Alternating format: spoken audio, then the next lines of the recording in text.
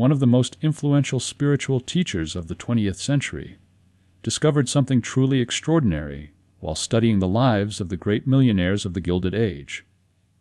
He looked at men like Carnegie, Rockefeller, and Ford, men who had built empires from the dust. He realized that it was not their superior intelligence, their specific technical skills, or even their good luck that set them apart. It was something much deeper, something more fundamental, and, most importantly, something accessible to any human being willing to discipline their mind. These men and women had mastered a specific mental principle that Fox called the law of prosperous consciousness. This secret has the power to transform a person from a state of total lack to a state of industrial leadership. What is truly fascinating about this principle is that it requires no initial capital, no influential connections, and no formal education. It operates on a singular, immutable truth. The universe works from the mind outward, not from circumstances inward. The cornerstone of Emmet Fox's teaching is the law of expression. He taught that your outer world, your bank account, your health, your relationships, is simply the outpicturing of your inner mental state. Most people live their lives in a state of reaction. They look at a low balance in their bank account and feel poor. Because they feel poor, they think thoughts of lack. Because they think thoughts of lack, they act with a poverty spirit. And the result is continued poverty. They are trapped in a vicious cycle of trying to change the fact while leaving the cause untouched. True millionaires, Fox observed, first experienced a radical shift in their consciousness before they ever saw a change in their physical reality. They understood that external wealth is merely the reflection of an internal wealth already established in the mind. If you want to change the reflection in a mirror, you don't scrub the glass, you change the object standing in front of it. To achieve this, one must build what Fox called a mental equivalent. You cannot have anything in your life that you have not first built a mental home for. If you desire $1 million, but your mind is occupied with the fear of $100 debt, you do not have the mental equivalent for wealth. You are essentially trying to pour a gallon of water into a thimble. Your first task is to expand the thimble of your mind into a vast reservoir. To understand how this law works in the real world, let us look at the story of Luis, an entrepreneur from Guadalajara who found himself in the depths of despair. Luis was a hard worker. He stayed late at the office. He took on every project, and he sacrificed his sleep. Yet, he faced overwhelming debts that kept him awake at night, staring at the ceiling in a cold sweat. He had tried everything, taking out new loans to pay old ones, cutting expenses to the bone and pleading with creditors. Nothing worked. Why?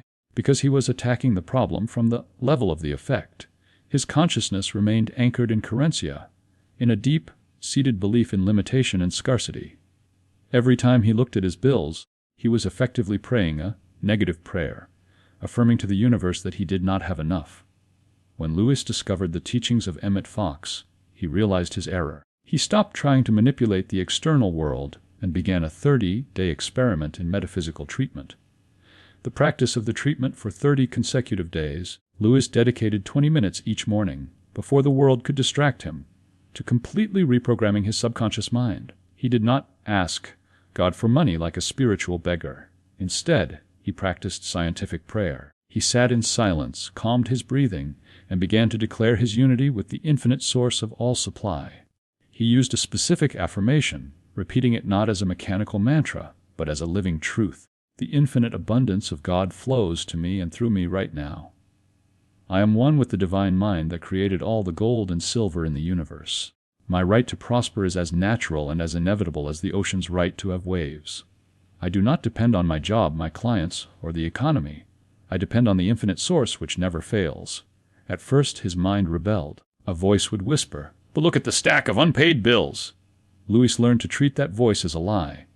He would say, "That is a shadow. This is the truth." He persisted until the feeling of abundance became more real to him than the fact of the debt. The results in Luis's life were so dramatic they appeared miraculous. In less than 2 months, the shadows began to dissipate. An old client, whom he hadn't spoken to in years, suddenly called with a massive contract. A supplier, without being asked, offered him terms that wiped out his immediate cash flow problems. Even an investment he had long ago written off as a total loss suddenly returned a significant profit. Emmet Fox explained that this phenomenon is not magic. It is spiritual law, as reliable as the law of gravity. When Luis changed his internal vibration from lack to supply, the universe had no choice but to rearrange itself to match his new consciousness.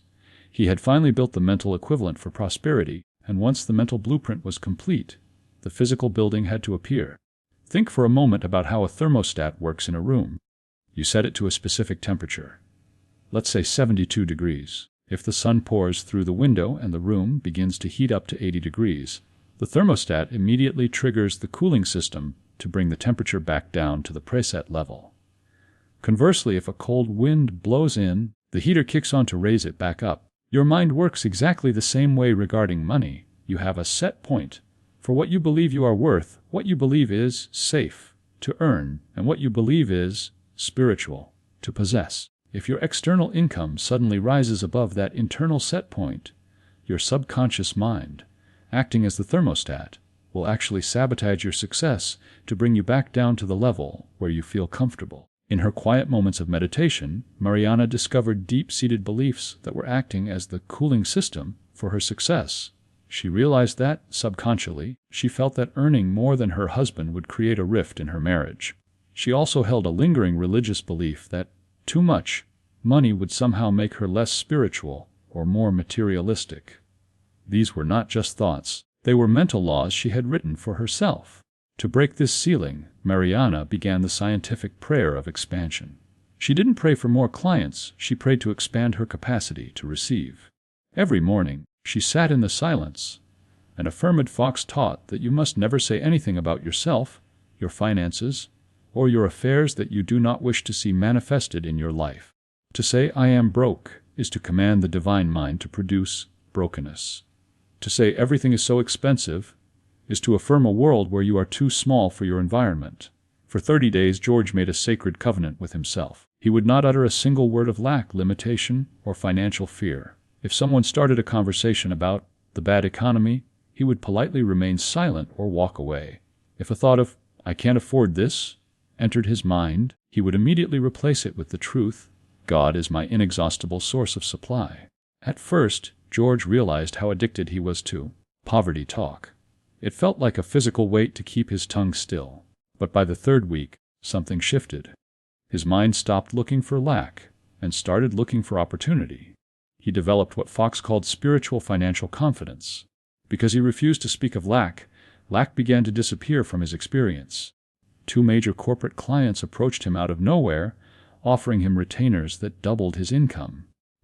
They didn't come because of his accounting skills alone. They came because they were subconsciously attracted to his energy of certainty and abundance. When you get a bill, don't look at it with fear. Bless it. Say, "I thank God for the supply that pays this bill and leaves an overflowing surplus." When you see someone else's success, do not feel envy, for envy is an admission that you believe there isn't enough for you. Instead, bless their success, for what you bless, you attract. This is the power of the word. This is the secret of the thermostat.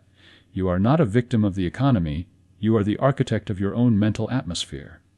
In this final section, we address the most persistent and destructive lie ever taught in the history of human thought: the belief that you must be poor to be spiritual. Emmet Fox was adamant that God never intended for any of his children to live in lack. He taught that poverty is not a sign of holiness, it is a sign of a frozen mind that has lost its connection to the infinite source. Consider the story of Fernanda, a gifted designer who felt a deep conflict in her soul. She loved her creative work, but she barely earned enough to survive. She had swallowed the struggling artist myth whole, believing that to seek wealth was to betray her artistic integrity. To heal this, Mauricio practiced the treatment of deservingness. He didn't just affirm wealth, he went back into his memory and told his younger self, "You are the heir to the kingdom. Your Father's good pleasure is to give you the kingdom." By healing the child within, he removed the internal brakes that were sabotaging his external career.